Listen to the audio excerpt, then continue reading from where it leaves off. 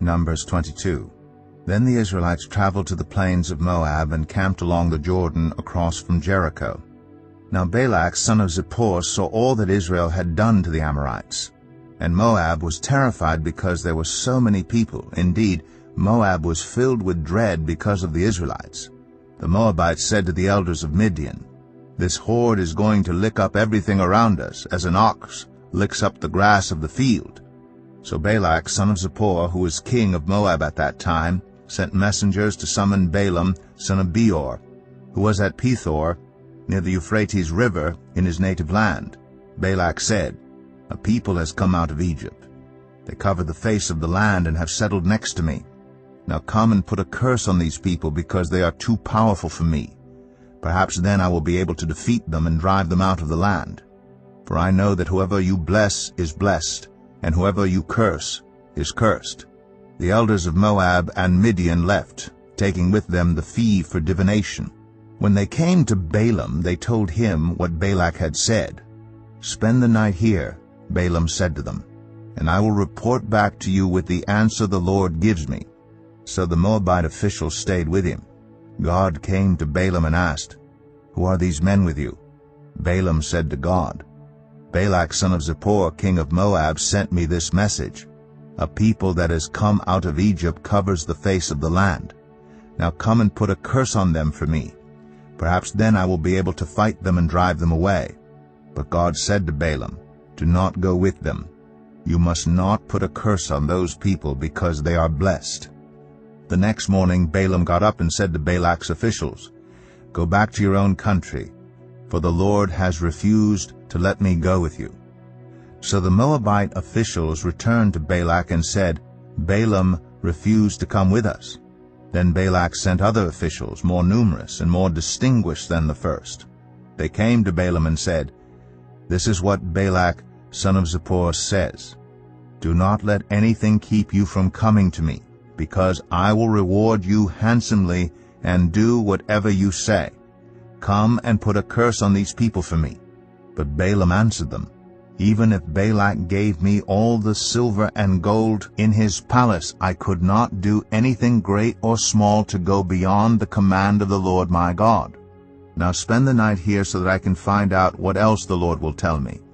That night God came to Balaam and said, "Since these men have come to summon you, go with them, but do only what I tell you."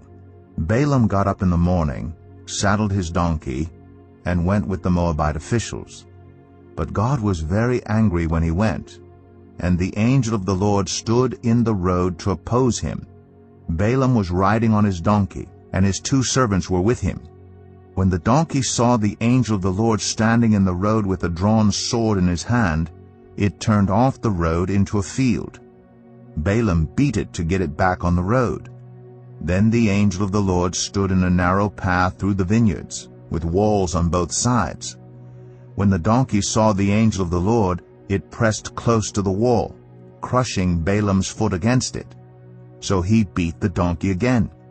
Then the angel of the Lord moved on ahead and stood in a narrow place where there was no room to turn, either to the right or to the left. When the donkey saw the angel of the Lord, it lay down under Balaam, and he was angry and beat it with his staff. Then the Lord opened the donkey's mouth, and it said to Balaam, "What have I done to you to make you beat me these 3 times?" Balaam answered the donkey, "You have made a fool of me. If only I had a sword in my hand, I would kill you right now." The donkey said to Balaam, "Am I not your own donkey, which you have always ridden to this day? Have I been in the habit of doing this to you?" "No," he said. Then the Lord opened Balaam's eyes, and he saw the angel of the Lord standing in the road with his sword drawn.